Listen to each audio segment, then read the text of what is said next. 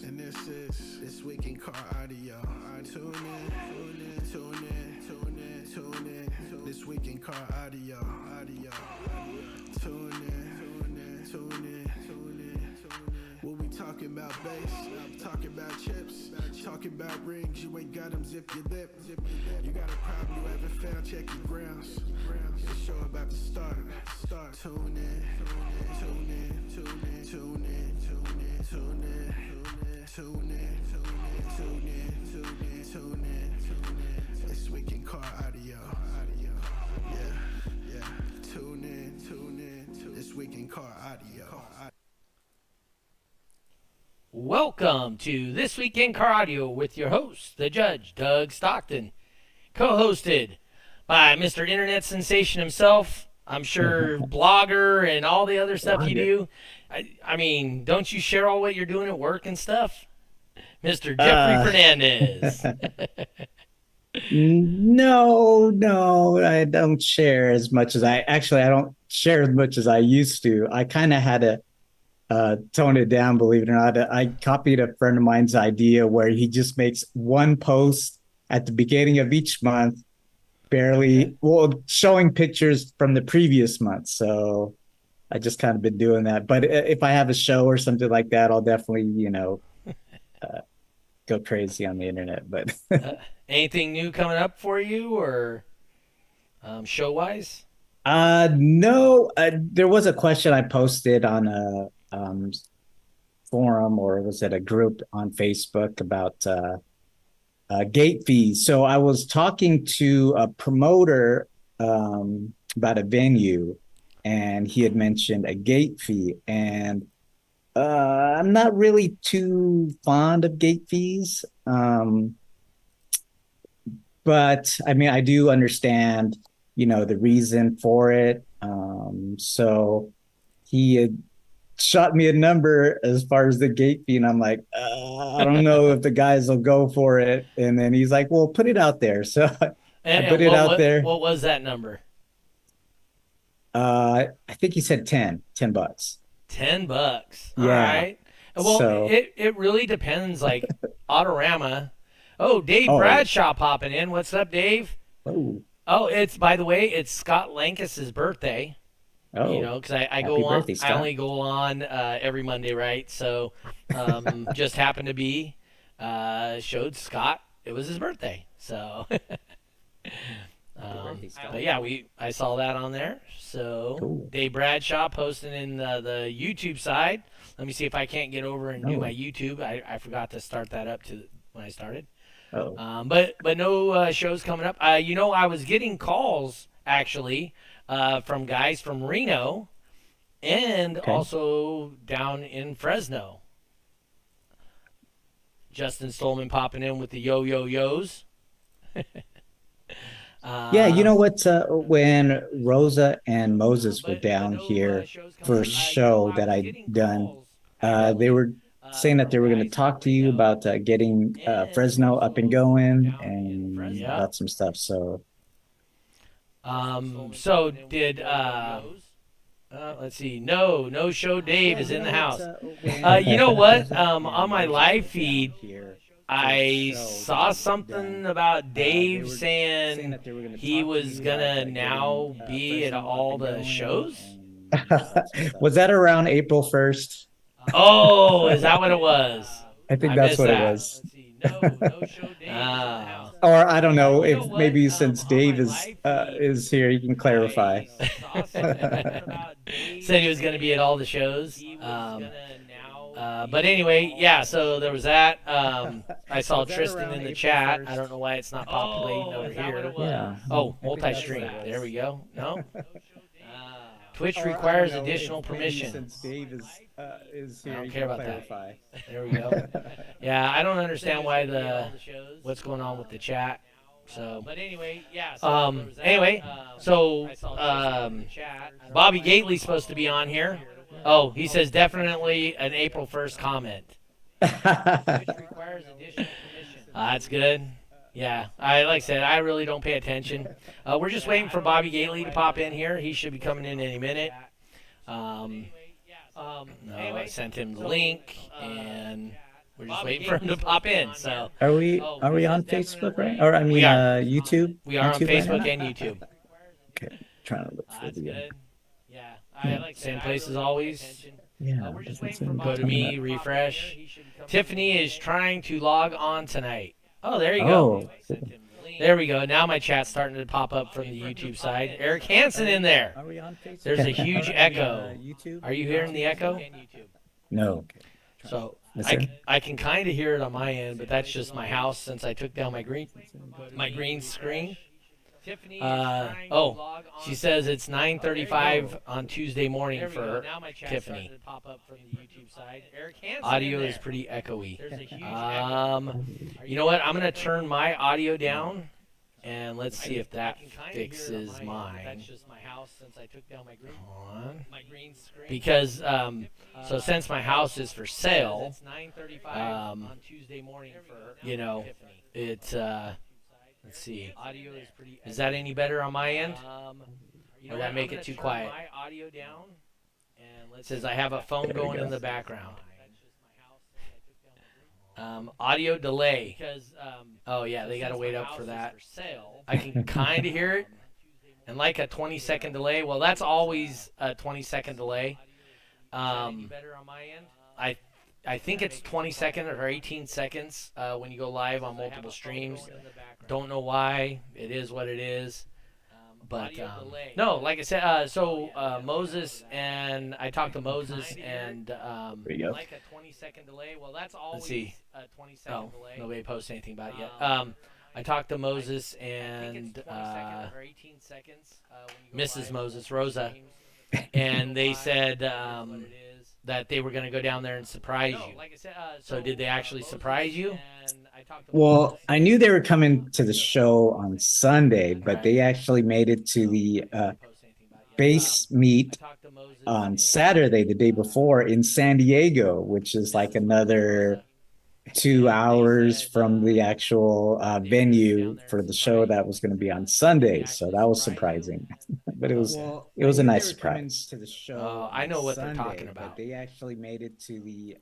It's like playing the live on the phone. There we go. That fixed it. I bet you. Oh, did it? I bet you that fixed it. Just saying. Let me know. You have everything twice. Yeah, I didn't mute the YouTube side, so it may have been playing the YouTube.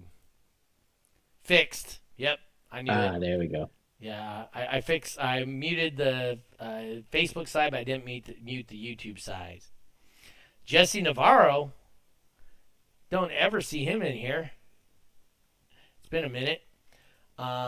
Hey, so just throwing this out there to the people that are in here hanging out. What was your thoughts on the Canadian judge we had in? We're going to have the other Canadian judge in next week. So Zamir, right, was his name, I think? Oh, did you freeze, Jeffrey? Did I freeze? Oh. Doug, talk about your first DB Drag show in Dallas-Fort Worth. Am I frozen? Is Jeffrey frozen? Oh, I lost Jeffrey. Am I still live? Is the question. I'm not seeing any errors.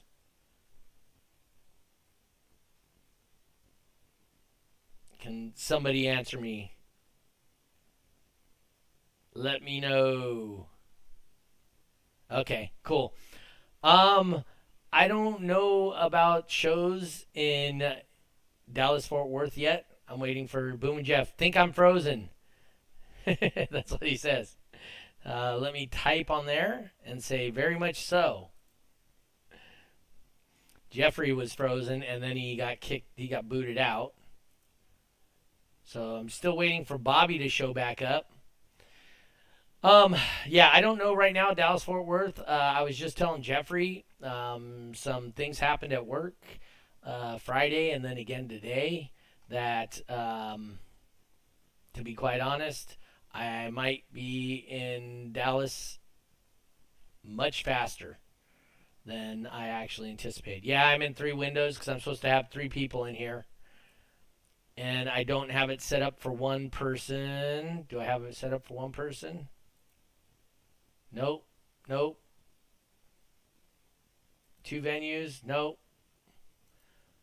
Yeah, I've either got it set up for me in 2 windows or 3 windows. So, and as soon as Jeff or Bobby pop in, I'll put them on here. Let me text Bobby real quick. Anyway, so when Jeff comes back on, he's going to tell us what he saw. Oh, there's Jeff. Oh, I see Bobby sees my text. So we're just waiting for him to pop in. Test. There you go, Jeffrey. Oh. What happened? Oh, no. Did you boot me off? I did not boot you. If I boot you, then you don't get back in. It's some of the things with Zoom. If you get booted on Zoom, you aren't allowed back in. Okay. So I see Bobby's read my my comment. There we go. So, yeah, there you go. You good now? Okay. Anyway, why don't you read off that information that you had for the Autorama real quick? Okay. It's a lot of information. Basically, what I'm reading from is the Facebook events page. Mm-hmm. Second. Okay, there you go. Man, they must have had a publicist write this stuff. You know what? It might have been Bobby's wife because it's really her event, and I was hoping when he comes on, I'll have him talk to you about it. She really made it her own thing. So. Wow, that's really cool. Okay, let's see here. It says we are excited to announce the Gately audio show at the Sacramento Autorama taking place May 3rd through 4th, 2025 at Cal Expo in Sacramento, California. This premier event will feature SQ, SPL competitions, live demonstrations from some of the largest and most innovative builds in the country, exclusive deals from West Coast vendors, raffles, awards, and an outstanding car show. If you're a passionate automobile enthusiast and autophile, I'm not too sure. Audiophile. This event is tailored just for you. Experience 3 days of cars and cutting-edge car audio, connect with industry leaders, and enjoy a fun-filled weekend with friends. Stay tuned for updates as we release more details. We look forward to seeing you there. I'll link the event page on the chat here. Let's see. This information might be pretty important. So Autorama Gately show spectator pricing. It's like $25 per adult, 1-day admission to Autorama. The Gately audio show, $10 for the kids, 1-day admission. Pre-registration ends April 23rd. Registration is non-refundable, but can be transferred to another vehicle entry. Okay, here we go. Weekend pass. Oh, there's Bobby. Yeah, he's still got to connect his audio. Hey, Bobby, turn your phone sideways. Okay. Sorry, I'm driving home. I went to be on earlier. Let me see here. Here, let's see. I apologize. I was working on some at the shop, and I totally got something in my right eye, and I was sitting there messing with it for like 20 minutes. Can you hear me okay? Yes, sir. We can hear you. Okay. Yep. Good deal. And then I was like, shit, what am I doing? And I was like, I guess I was going to go home. And I hopped in the truck and started driving. And I was like, oh my God, I forgot I was supposed to be on the fucking show. And I was like, oh, God damn it. But I totally, like, my eye is fucked up. But anyway, I apologize, gentlemen. I'm a total goof. Is it jujitsu fucked up or just? No, I was in the shop and we were working with the 16-pound expanding foam. And I was like, you know, scraping some shit out of the way, and I must have touched my eye, and I swear to God, it's like up under my eyelid. It may be out now, and I may have just kind of scratched.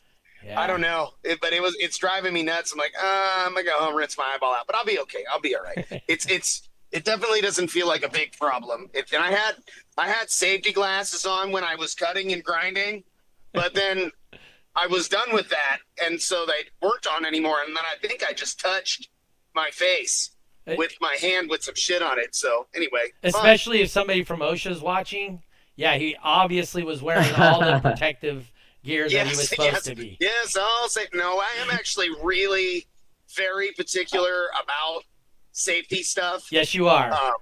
Other than flip flops, but I don't. Nobody else is allowed to wear flip flops in the shop.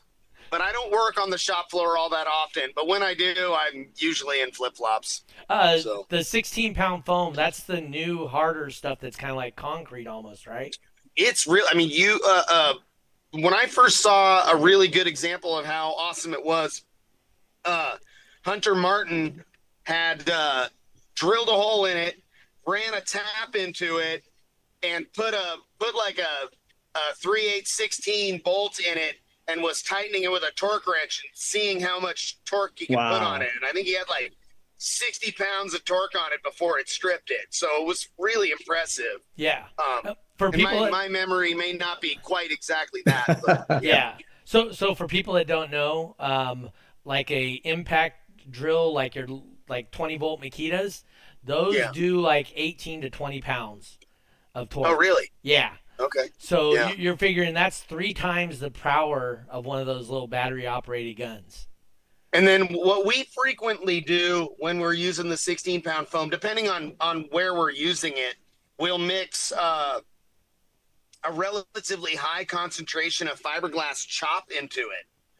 Make it like the kitty even hair? Stronger. Like it'd be kitty hair, but we'll take, just dry chop. So we have like little buckets of it that we buy. It's like, 4 pounds of it or whatever. And it's got little like 1/2 inch or maybe 3/4 inch long little strands of chop. And we'll mix that into the system there. Oh, so kind of like how you do fiber reinforced concrete. Same idea. Just like it. Yes, sir. You got it. Okay. Yep. I've never heard of people doing that. That's actually a really good idea. And well, does it make a we had significant difference? We had an enormous bag of it, and I said I was wondering if I wanted a way for it to not expand as much or somehow be more dense. Okay. And I had a theory that if I threw a bunch of that chop in, it would for sure be more dense to some degree, but it also might not expand as much and give me more density there as well. And I'm not sure if it is expanding as much as it normally does, because it doesn't expand a lot. It obviously expands a bit, but it's hard to really track the ratio when you're like, I'm filling a cavity in a panel of a car, so it's really hard to know. But we did have when the first time we did it, we had some spill out on the floor, and we had a steering wheel size 1 inch thick blob of this on the floor, and we let it cure, and then we scraped it off the floor, and it was hard to break. It was very hard to break. So when we broke it, the fibers had come out. They didn't bind to the material quite as awesome as I would have liked it to, but they for sure added some support. Okay. Yeah. I don't know what you could add, because a lot of things are not acid, but they're kind of acidic to expanding foam. You hit them with like certain spray paints, or a lot of aerosols or whatever tend to erode the foams. So yeah, it'd be. I haven't seen anything that melts that foam, not after it's cured. But I thought about using milled fiber to add density and weight, and in hopes that it would make less bubbles to make more density as well. Right? So like you're obviously adding something dense to this formula of stuff that expands and makes a fluffy, shape. but it is still very dense. The 16-pound foam is pretty heavy. Mm-hmm. But if we want it to be heavier, we added some chop. We may also add some milled fiber, and who knows, that may actually even help as a in between to create a binder between the strands and the expanding foam. Right. I mean, I got adhesion. I just didn't get an incredible amount of adhesion. To when we broke the disc in half, there were strands kind of sticking out of each side a little bit. So it must have pulled from the other halves, right? Mm-hmm. So, but anyway. So then I have a question for you. If you were to put in just spitballing thing. So if you were to put in, say, 1 inch by 3 inch, right? 1 inch by 3 inch strips of fiberglass mesh, do you think maybe that would give you that additional strength versus just the kitty hair, the smaller pieces? Possibly. Because they're bound together, right? Hmm. And if it goes through the holes. Yeah, absolutely. Just a thought. Well, I guess to some degree, we'd be a little concerned about the fiberglass, like a chop, or matte material. The expanding foam may not soak that very well, right? Okay. But what wouldn't be out of the question, really, those. Let's say hypothetically, because we've done it on the Escalades that we built. We took the windshield wiper assemblies out. We welded in a bunch of steel reinforcement into that big cavity where the windshield wiper assembly goes. Welded in a bunch of reinforcements there, and then we filled that area with that expanding foam with a bunch of chop in it. One idea I had was to just simply lay in some steel tubing or even rebar. Wood, Well, I probably wouldn't use rebar, but maybe no, like pencil tube. rod or something. Pencil rod? Yeah, 1/4 inch pencil rod. So, I'm not familiar. Oh, so in concrete, we use rebar. So it's like rebar, similar to rebar. Yeah, but it's literally just a smooth rod. It's a 1/4 inch diameter, and any length you can shape it any way you want. I see. So we could kind of bend these pieces into place. Wow. And Yeah, a bunch exactly. of them in there. That might be Solid. a good idea. Yeah. Because that's so. As a matter of fact, the project I was on today had a 1/4 inch pencil rod as the concrete reinforcement for the parking structure. So, okay. Very cool. So I mean, if it's good enough for a concrete parking structure, you know what I mean? Yeah. So, Absolutely. But, you heard it here first. The pencil rod and the expanding foam. Yeah. We've definitely used the expanding foam for a lot of stuff, and the fiberglass reinforced. I'm very confident that it's stronger and denser. I mean, it just has to be. And we've a lot of these vehicles that we've built recently are really, really solid, and they're not destroying themselves. Especially the ones that we do all of this stuff on the front end before it has a chance to start damaging itself. You know what I mean? Yeah, because once it starts moving, once you start ripping metal, man, it's really hard to stop it. So. Yeah. No, that's awesome. I mean, yeah. For people that don't know Bobby, which I doubt there's a whole bunch of people out there that don't know Bobby, he's always on the forefront of all this cool stuff. He's always trying to make things bigger and better and badder. So he's always experimenting and doing really cool shit. Hey, have you had a chance to how well does that 16-pound foam shape? Have you done much with that? Oh yeah. I've definitely had part of a little back panel structure that we poured, and then I made some markings on it, and I took a cut-saw grinder to it, and I shaped it the way that you've seen me shape plywood stuff before. Mm-hmm. And it's easier to shape than wood, but you have to also be kind of careful that you don't blow it out all gnarly. But the good news about something like that, right, with something of that nature is you want to grind it back to where you're adding a little bit back when you add some filler to it. So what we did is I shaped it, and then I shaped it, and I made sure that I knew I was going to be adding 1/8 of an inch to 1/4 of an inch of body filler material over the top of it. And then I applied a layer of SMD Sunflash UV Cure resin onto the foam.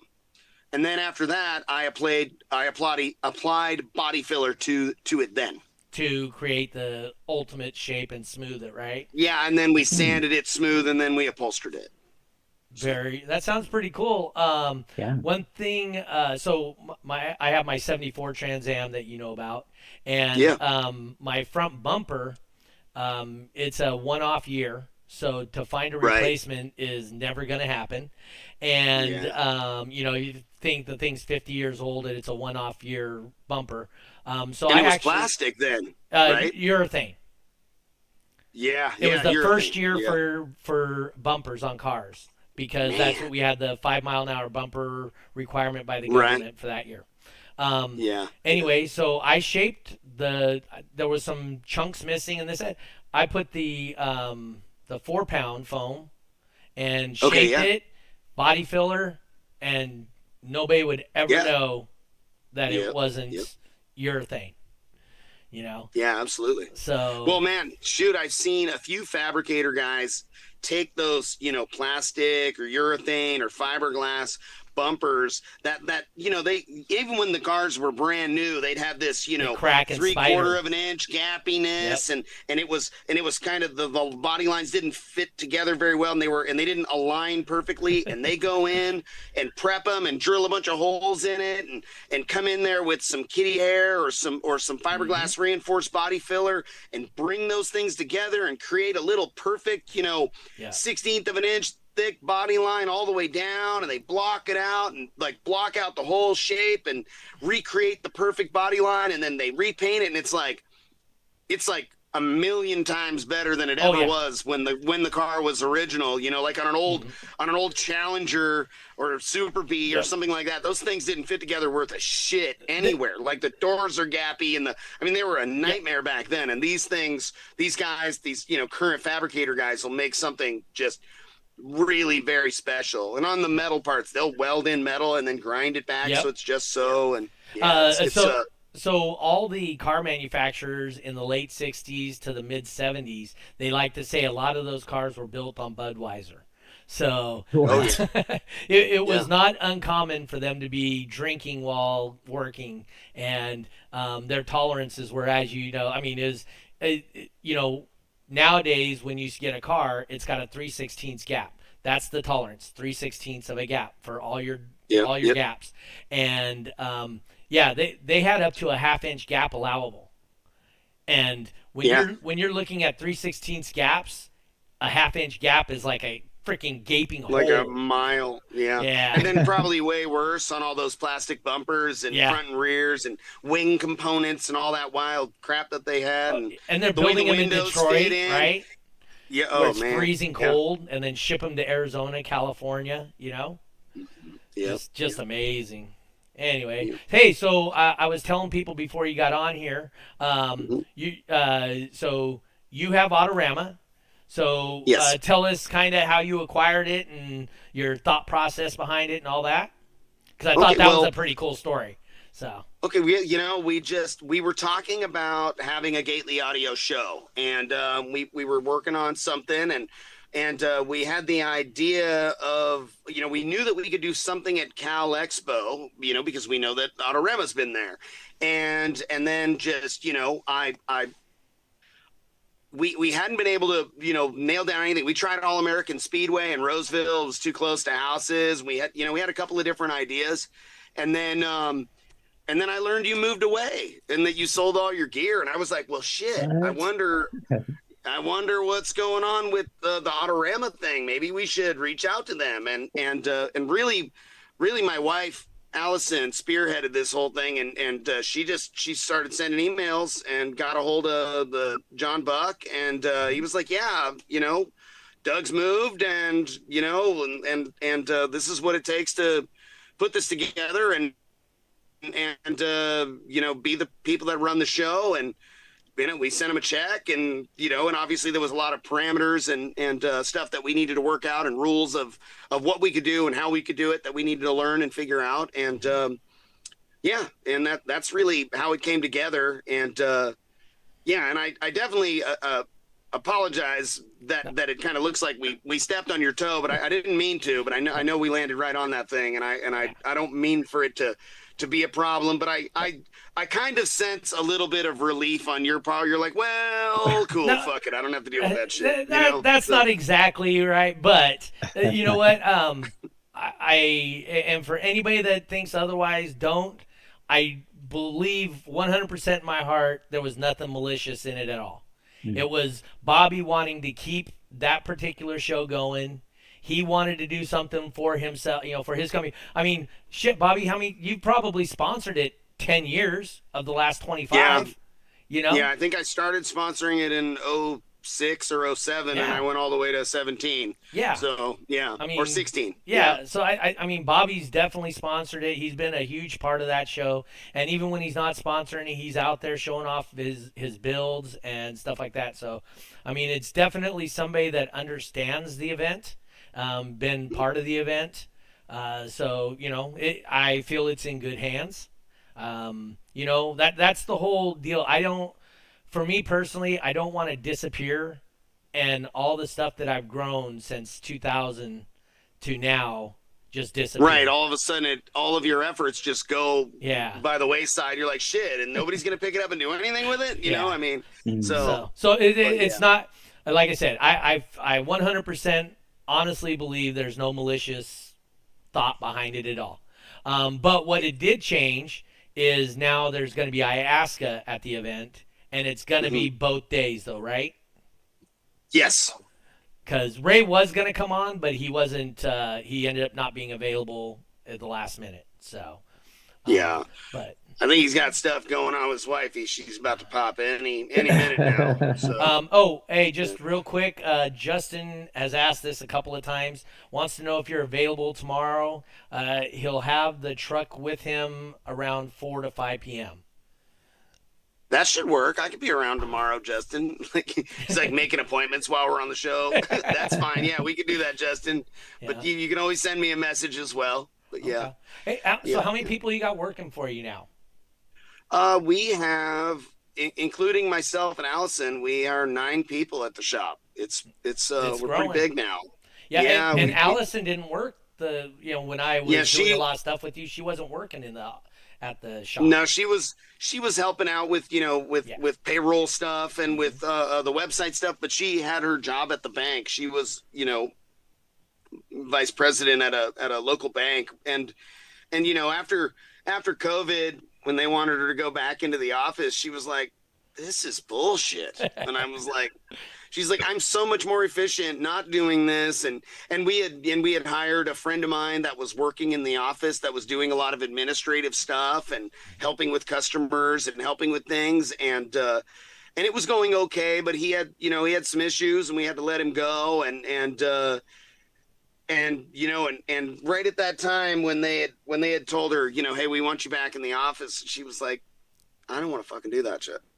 So, and she's like, I was like, quit, fucking do it. Let's go. Like, I mean, obviously, we're going to have to find a way to make Gately Audio generate more money. And man, she's amazing. She's, she deals with customers. She's the art director of everything with regards to, she's made that website function the way it does. I don't know if any of you guys ever visit the gatelyaudio.com website, but go take a peek. It's a really, really well put together website that's easy to navigate. It's easy to find products. It's easy to make purchases, and it's beautifully done.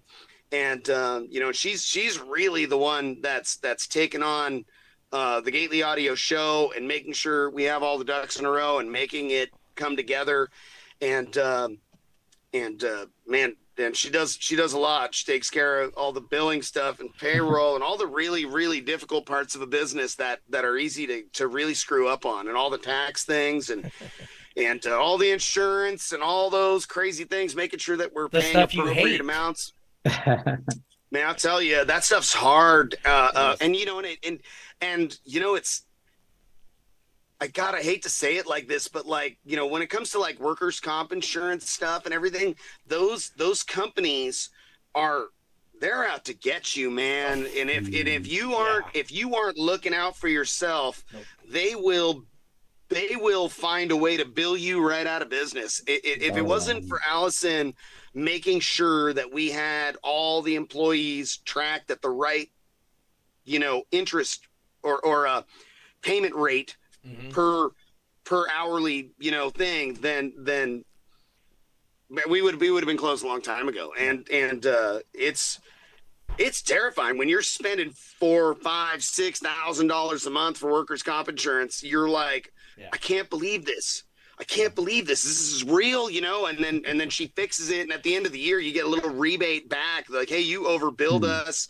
And they're like, oh, well, you can do a dispute. She's like, well, if that's how I have to do it, then dispute. And they, end of the year, we got a little check back for like $6,000 or $7,000. It was like, okay, it's a small fraction of it, but woo, I'll take it. You know, it's better than not. Like, and if we hadn't have bothered to do that, we would have been out $6,000-$7,000. And it's not like we make so much money that we won't miss that. We'd be like, I'm hungry. Yeah. You know, like, well, and then the government just takes it after that, right? The federal government just says, hey, well, you got extra 6,000, give it to me. Oh, yeah. Oh, an extra. Yeah. Yeah. Obviously, it's extra money. People that have never owned their own business or haven't gone out there and done this, these are the things. This is why when you hear, like, it's not to be political in any way, shape, or form, but when people say, you know, the guy at the top's making all the money on our labor, Bobby's at risk. If Bobby's business fails, he doesn't have a house, literally. His house goes away. Yeah, you know? The whole damn thing. Yeah. Well, so I'll tell you, when I decided that I wanted to start my own business, right? I had I like put myself through college building speaker boxes in my buddy's lawn, right? So I was, you know, that's the beginning of having a business, right? But I didn't, you know, a lot of my friends that have successful businesses, they you know, got guided by their parents that created businesses, you know, and it's not like, oh, lucky them and they had this, and most of them, their parents didn't give them any money. They're like, if I give you money, you'll fail for sure. If you find your own money, you're gonna be all right. Good luck. If you have questions about how to not fuck up your money, call me, and I'll help you keep it. You know what I mean? That's the magic of that parent that had a business before you, right?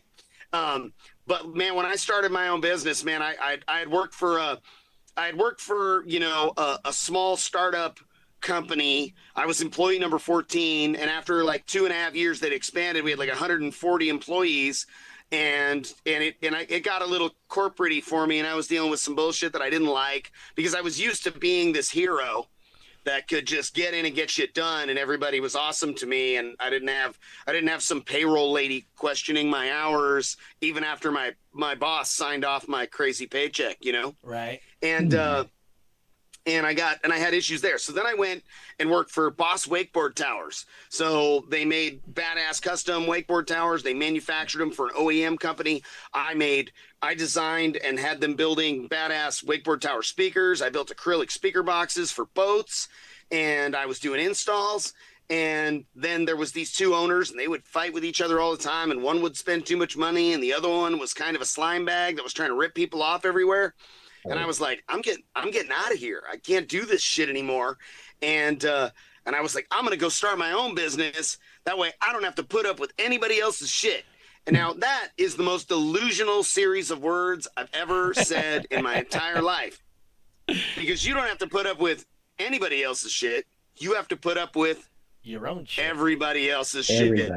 Everybody.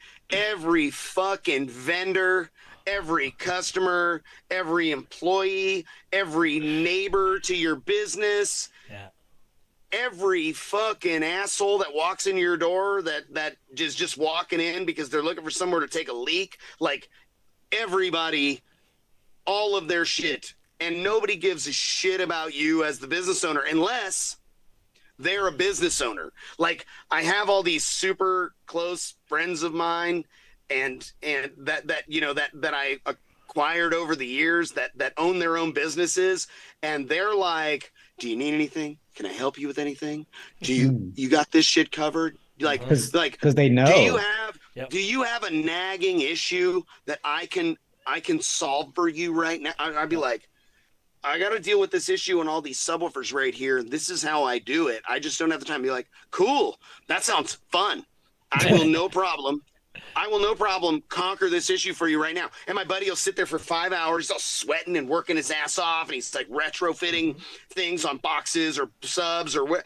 And it's like, oh my God, dude, you're a fucking hero. You just saved me like a large part of what would have been the next 3 days. Now that's solved. Fucking man, you're amazing. He's like, dude, I know how it feels. I get it. I know it.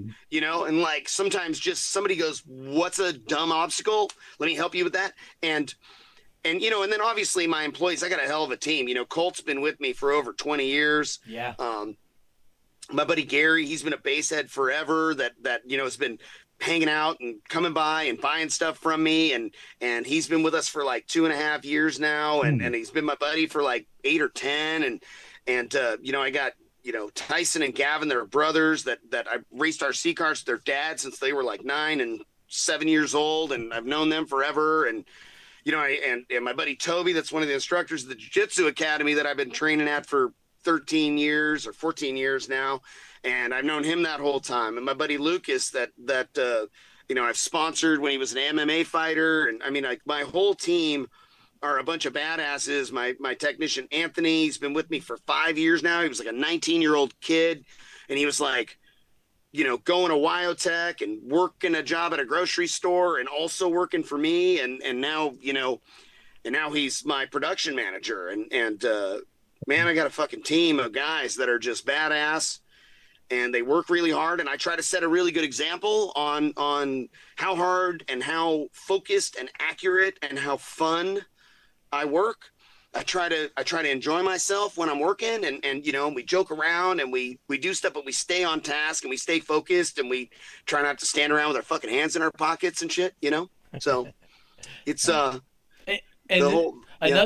thing we like to talk about on this podcast too is, I mean, when you started your own business, dude, I remember you telling me it was a oh fuck thing, and thankfully your wife had a great job, right, where she could help you just manage a different portion, right, the house and stuff like that, while you started the business and got all that going. Well, when I kind of came back to it, right, like, because I you know, so when I started my business, I had quit my job at Boss Towers the day I closed escrow on my house back in 2000.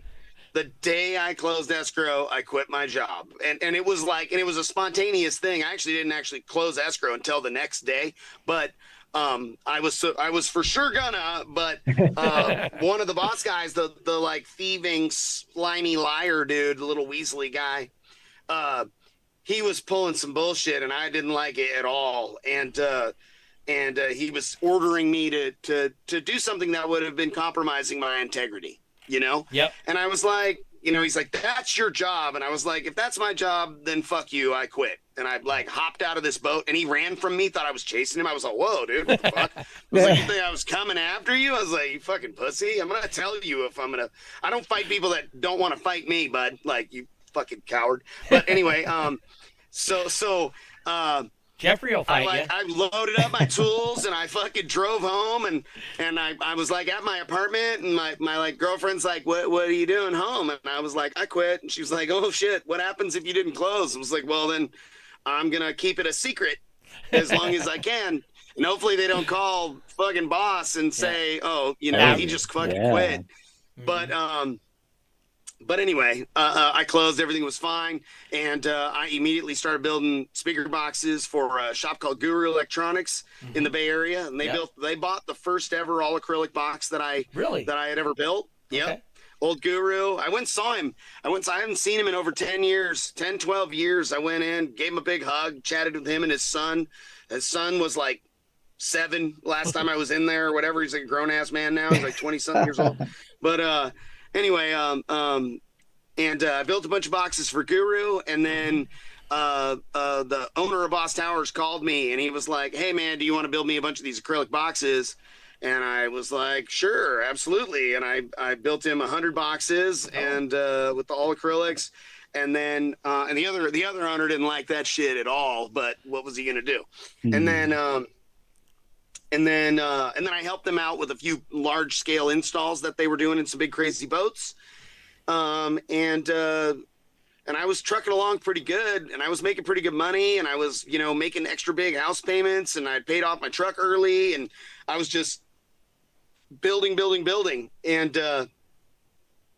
And then I went through a pretty ugly breakup because I was being a workaholic, and I mean, that's kind of like her reason. She was a piece of shit, and so we had to break up, and I was kind of hurt.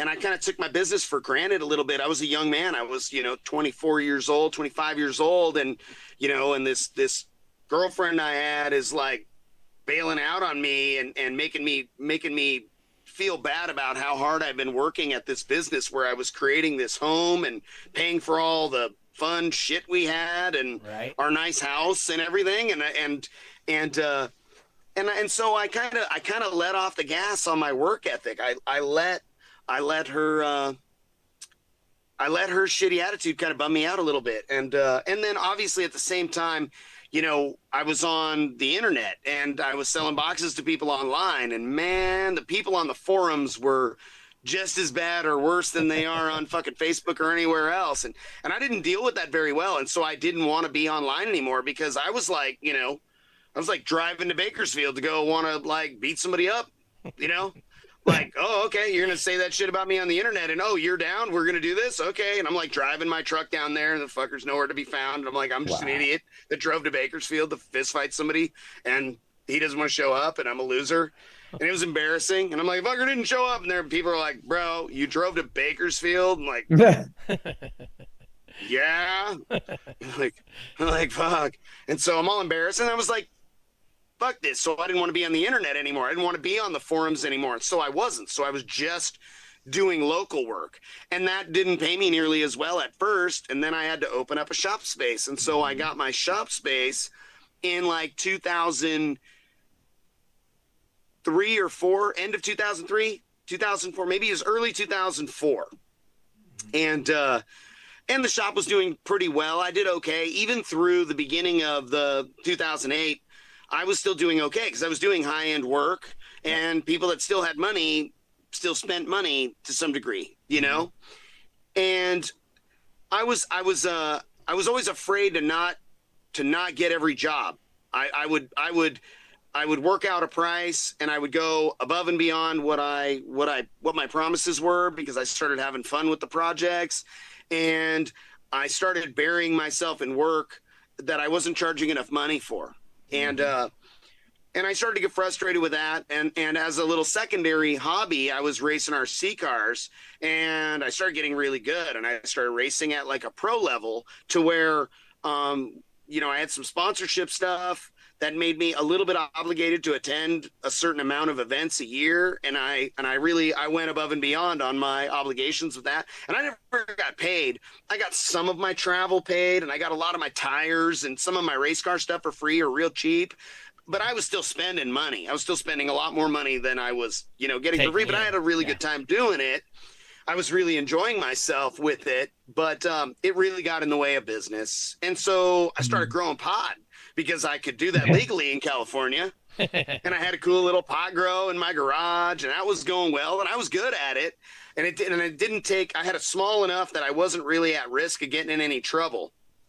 And so I didn't make a lot from it, but I could get by. And then I started training jiu-jitsu, and I started teaching yoga, and I had my little pot grow, and I would do little jobs here and there at the shop that would pay me pretty well. And I was making a reasonable living, but I wasn't really stacking any significant money in that time. I wasn't able to save anything, and I'm still not. Still not saving it. I'm make more reinvesting money, like they a just motherfucker. more people take it, right? Yeah, more people say I just become a conduit. Yes. Like the money comes in and then it goes right back out. I'm like, what the fuck? Like I come all, damn, man, we made like, oh, dude, we had a $200,000 month. Fuck yes, we're like, yeah, and I'm like, we paid out 213,000. Like, how the fuck did we go backwards 13,000? But and it's like, well, we got a whole bunch of speakers. It's like, oh, okay, well, we better sell those motherfuckers.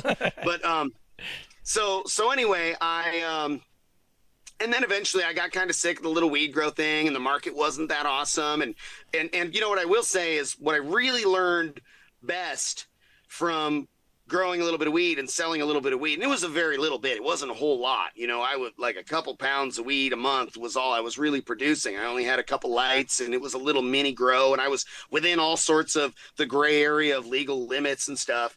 But I got really good at picking who I did business with, because when you're doing fucking drug deals, you should be really picky about who you do a drug deal with, because some people are slimy assholes.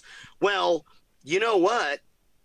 Just in general, some people are slimy assholes. So if you start getting good at recognizing that and not doing business with people that suck, you know what I mean? Then you're going to be way better off. And so what I found happening is that attitude of like somebody presenting, hey, here's my stupid car, and here's all my shitty ideas, and here's all this shitty gear I have. Do you want to put this in my car for me?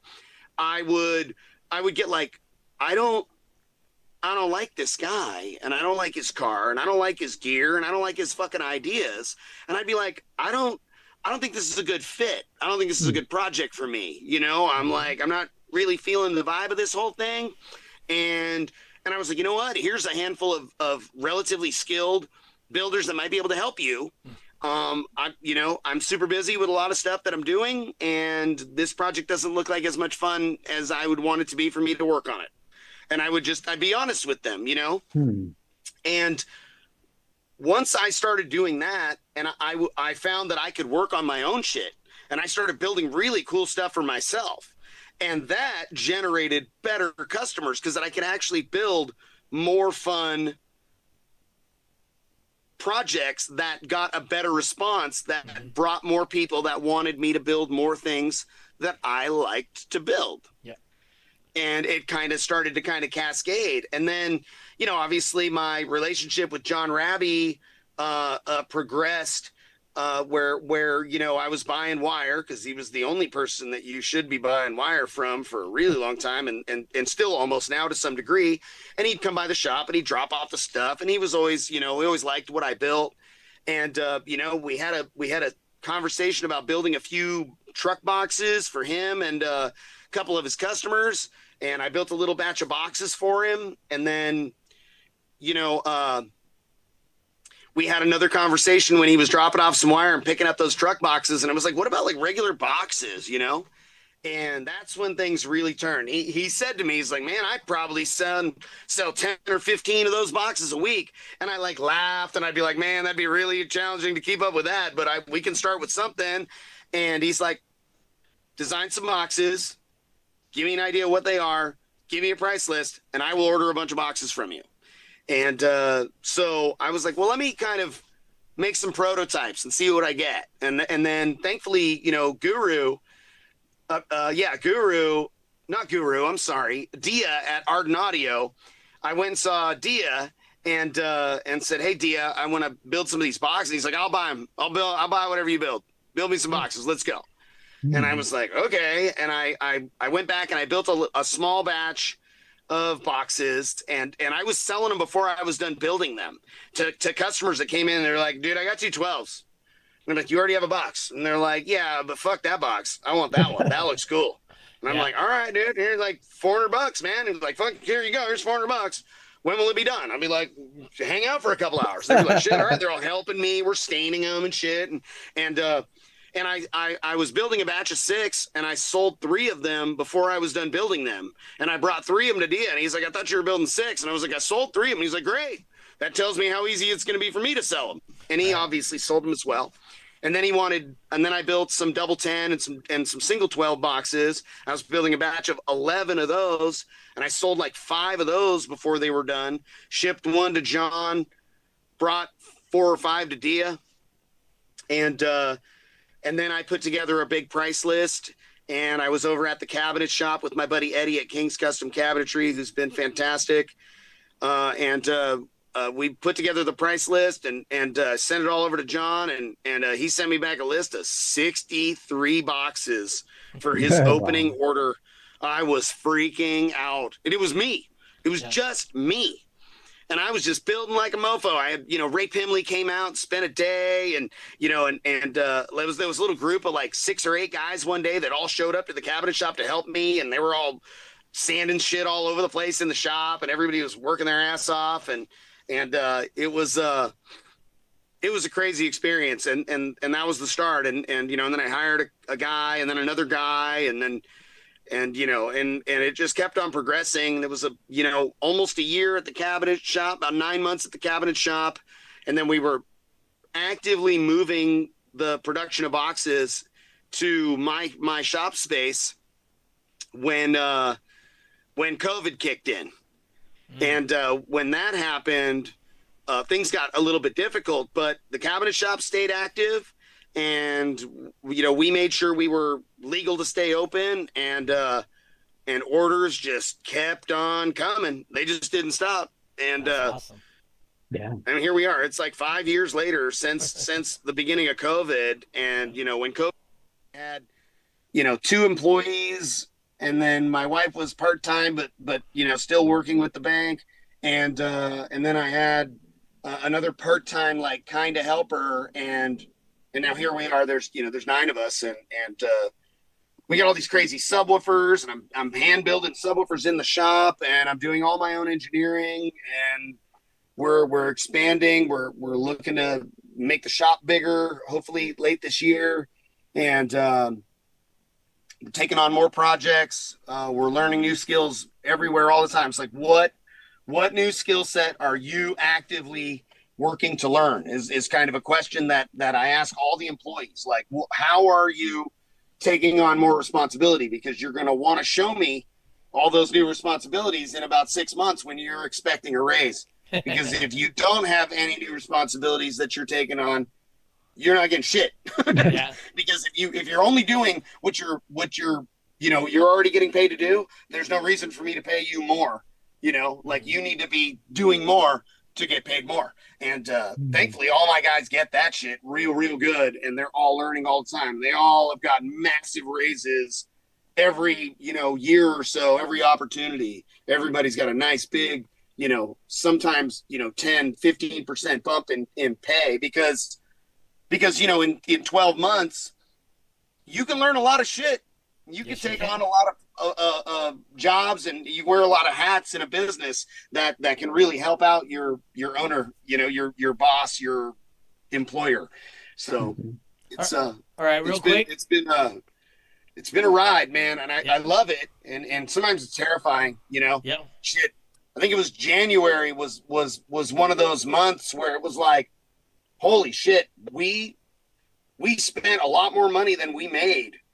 And that's like, oh boy, it was like, what happens if it does that a few times? We're going to be in big fucking trouble, and there was no rhyme or reason to it. We had no reason to see that. But the reality was that we were spending really big money because I had just purchased all the parts that it takes to build those crazy Neo subs we're building now, Right.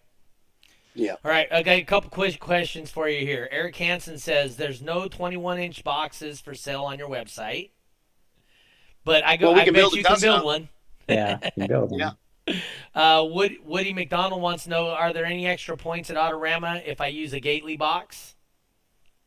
You get a extra hug and a high five. There you go. Dave Bradshaw says, so Bobby Gately is a pot-growing yoga hippie that can choke you out quick. Not going to mess with that, dude. Shit. If you have to get close enough for me to choke you, I got these already. I had those since I was a kid. Woody said Bobby should adopt a cat and name her Alma Gates. Or Alma Gately. Oh, shit. Alma Gately. Yeah, Gately. We have kitties. We have Ninja and Geisha and their brother and sister, and we have Koji and Suki, and they are also brother and sister, and they're all pretty badass cats. So. Justin Stolman wants to know if he can get a bump in pay. Yeah, because he gets paid zero That's currently. right. So Ah. yes, So we you can give him multiply that infinity. 15% of zero is. Yeah. So anyway, yeah. So those are the questions we had. So let's real quick. Let's recap Autorama. Autorama is May 3rd and 4th. Second, third, and fourth. Okay. Friday will be like a media day. So if Oh, you're okay. participating in the car audio part and the Gately audio part of Autorama, you are welcome to come in on Friday. It'll be limited amount of demos that you'll be able to do, but you can definitely show off your ride a little bit and get set up. And also the vendors and people displaying will be able to set up on Friday.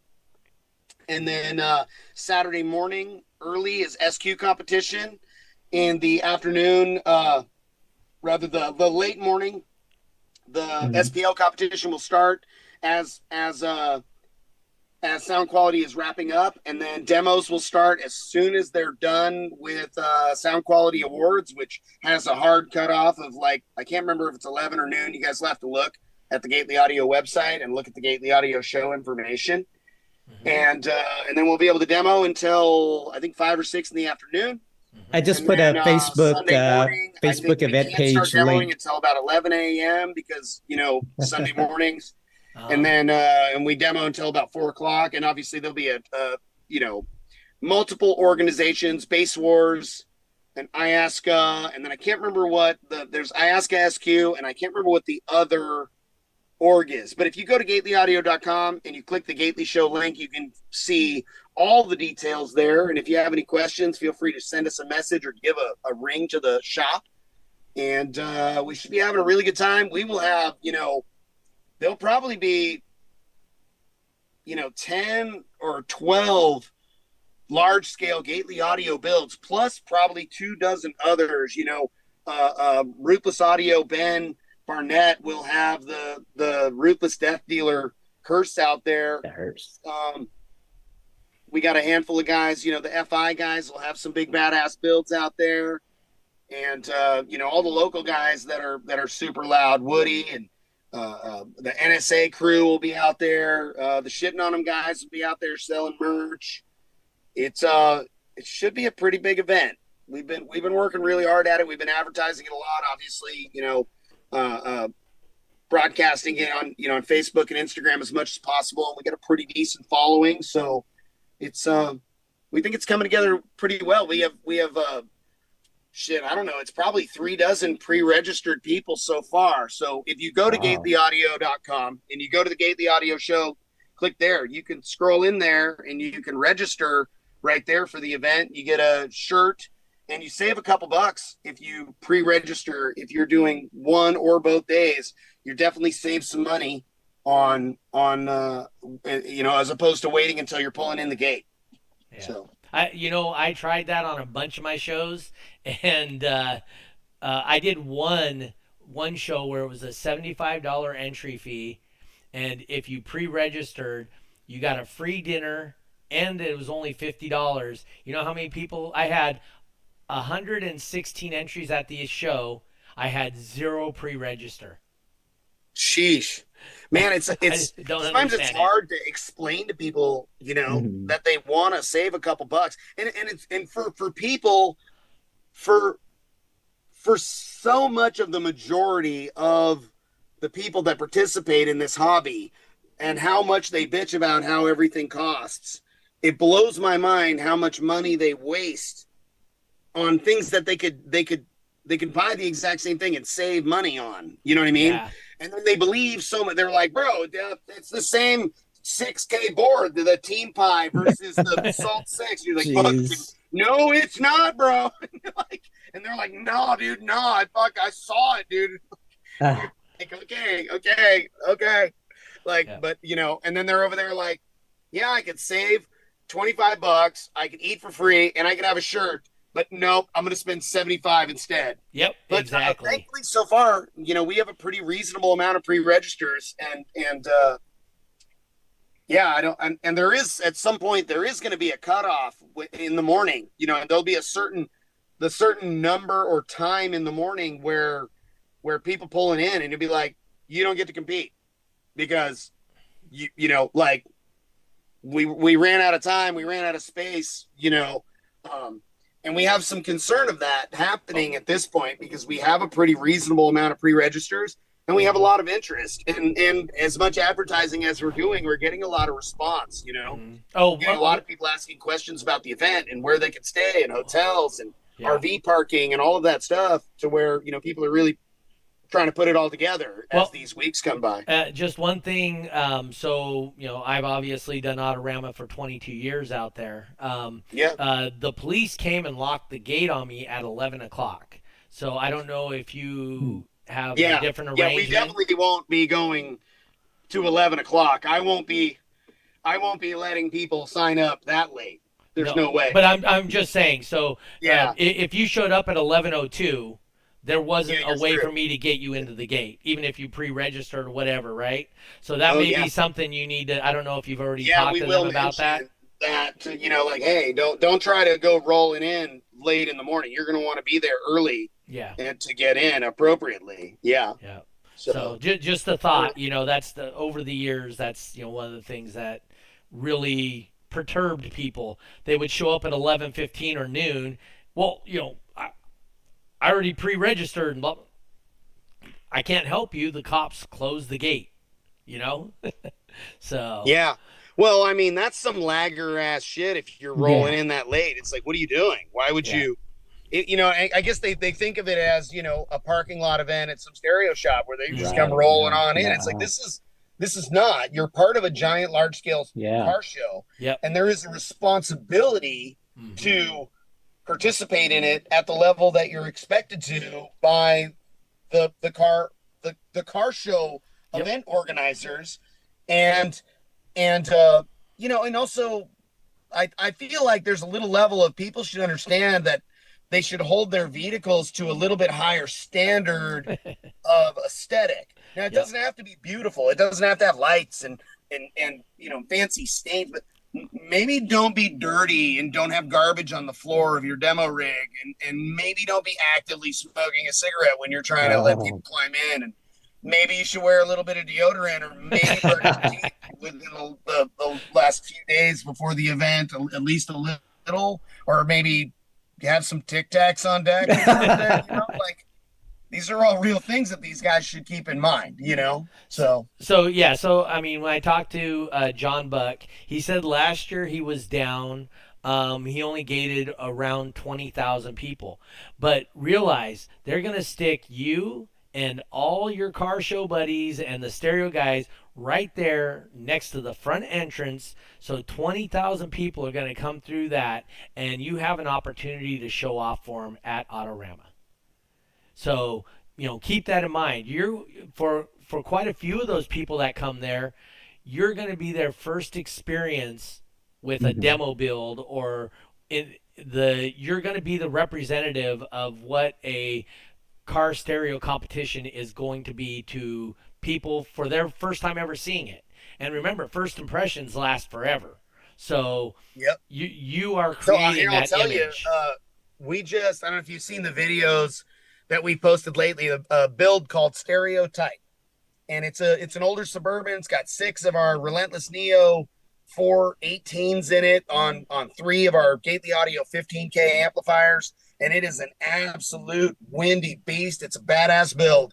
And that customer stumbled across us at SEMA a few years ago. Him and his son came and got demos, and they'd never seen anything like it.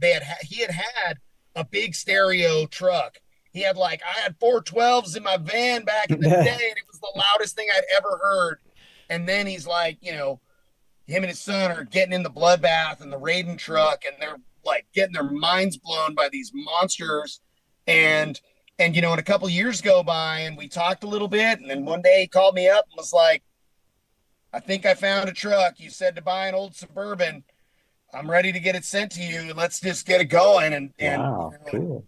Here it is. It turns full circle, and he shows up to the truck, and I'm like, so what's the loudest thing you've been in? And he was like, oh yeah, like the Bloodbath. And I was like, that was a 6-15 build on 9,000 watts. You got 618s on 45,000 watts. But this is way beyond anything you've ever experienced.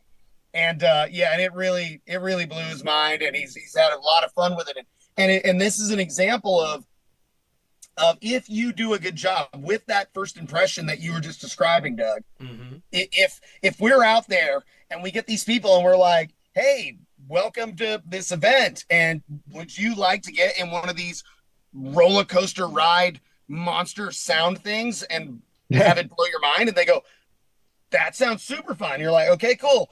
Hop your ass on in right here. And then, sometimes you like hand them the bass knob and you're like, you turn it up until you like it. And Wow. if it hurts, turn it back down, or you like, hey, tap on me if it's too much. And usually you give them the whole business, and they're like, this is so fun,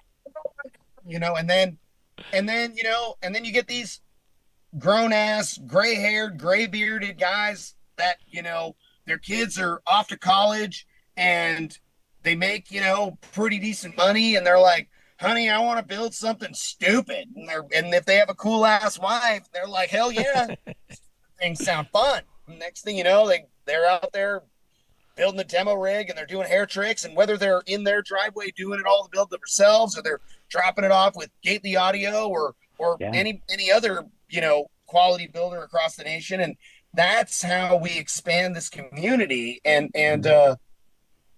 an opportunity like having the Gately Show being part of Autorama, or having base rigs be part of SEMA. We are potentially opening up this community to a bunch of people that have never seen or experienced before, that can make really excellent additions to it. Not everybody has to be rich and have $100,000 bill. Yep. But if they're cool and they work hard at their stuff and they have a good energy about them, then it doesn't matter what scale of build they have. We got guys with, subs they bought used or got given to them by their buddy, and they're a fantastic part of this community that make it really fun, So yeah, we have a responsibility to represent our community, not like a bunch of assholes. He ain't wrong. Yep. We All gotta right. fool them. So gotta don't trick these people into thinking we're not a bunch of assholes. exactly. Yeah, So don't show up with a bunch of primer spots on your car and That's right. yeah, and don't That's lead them okay. to our Facebook groups right off the bat. Yeah. Don't drag them into the I just want to bang group right away. Yeah, don't do that. All right. Hey, Bobby, where can people get a hold of you, talk to you, whatever?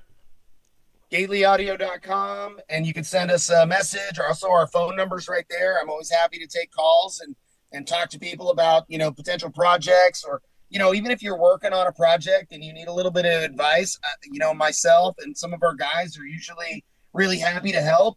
Try to keep in mind that, we gotta work and get shit done. So try not to do too much, but I'm always happy to help people get over a hurdle if they're working on something.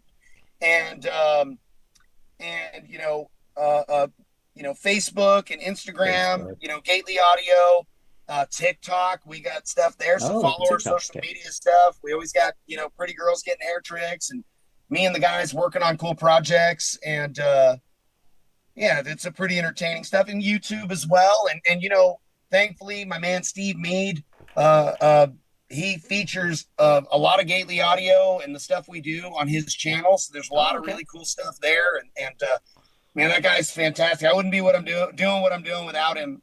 Steve Mead and my buddy Eddie King. And man, so many of these people have been so fantastic with this crazy journey of the last 7-8 years since we started manufacturing. But yeah, social media stuff. And obviously, GatelyAudio.com is the big one. That's the spot where I want you to go. And, yeah. All right. Jeffrey, any last thoughts or anything? No, I think I'm going to start growing weed and see where it goes. I mean, you already that shit's over, bud. you already do bummer. the rolling around. Okay, there we go. By the way, Jeff, have you done any jiu-jitsu since you've been back to LA, or? I'm gonna wait till my medical insurance kicks in and my new job. That's right. You told me that. And then I'm gonna start doing that again. Yeah. Are you still doing the jiu-jitsu training, Bobby? Oh yeah, I rolled earlier today. Oh, So okay. And yep. so I hurt myself back in 2016. Actually my whole right side went numb. I couldn't even feel Shit. anything. And Oh, I was talking to Bobby about that, and Bobby told me he suggested hot yoga, and because it was a pinched nerve issue. Yep. So hot yoga. so yeah. So Bobby suggested hot yoga to me. I never got around to doing it because I'm a busy fella, and It's scary. but Bobby will tell you, and he told me then too, is as busy as you are, if you don't take care of yourself, you aren't going to be able to be busy. Yeah. So. Mm, There's parts of your life that you got to keep square, and your health is one of them. And for people that don't know, Bobby is not very tall, but when he I'll tell you right now, when he's standing talking to you though, he looks like he's 6 foot tall. He's mm, not that he's menacing, but he has a presence about him. yes, So presence. I think that's a really good description. Is it's more of a presence. And Bobby, like I said, I've known Bobby forever. Great dude. If you guys have some custom work you want done, go talk to Bobby. He's in the Sacramento area for people that are just listening online. We got Autorama coming up May 2nd, 3rd, and 4th. The car show stuff will happen on the 3rd and 4th. Drive in or whatever, that'll be on the 2nd. I put And links in the oh, yes, chat, right. so if you guys want to check it out, yeah, In the check out the Facebook links. chat. Yes, Facebook So, chat, right? yep. Something happened to my camera, guys. Can you That's still okay. hear me? I can hear you just fine, sir. I Hey, don't even know what happened. It did something funny, and all of a sudden I'm just a little Uh-oh. you're a Bobby little Gately, like, Bob. yeah. Okay, But hey, Bobby, hold on for just a second. Everybody else, hey, I thank you for tuning in. We went a little long today, but it's always great to hear people's stories. Um, Hmm. you Yeah. know, honestly, if you got a great work ethic and you got the Hmm. support system of people to help you and be part of your life, you can be successful at anything you really truly want to do. Bobby's a great example of that. Jeffrey's a really good example of that. I like to think I am. I don't even have a high school diploma, and I have enough businesses and other things going on that I make more than most college graduates. It's through hard work and surrounding yourself with the right people. Yeah. Um, and with that being said, I want to thank you guys for tuning in this week. We will catch you next week, 6:30 California time. We're going to have the Eastern European or Eastern Canadian judge. Canadian. Yeah, Canada. We're gonna have that judge on next week, and we'll talk about his role and how he became. And like I said, if you guys have a chance, go to Autorama. Yes. Bobby took it on. Like I said, he felt that that was such an important show to keep on growing and getting better, and that he decided to take it on himself, him and his wife, and hopefully they're gonna grow it and make it even better than it was. And you know, I look forward to seeing what happens. But anyway, we will see you guys next week on This Week in Car Audio. Peace. Hey, Bobby. Hey. No. No, thank you for coming on. I always like having you on here. You're entertaining and I mean straight up. I mean you're a good dude, right? So, um, I know. Okay. Yeah, let's do it after Autorama so that you could give like a rundown of, hey, dude, it worked out great. We had all this happening, introduce people, that kind of thing. How's that? Okay. Yeah, and if your wife wants to come on with you or whatever, that's fine too. If she has a.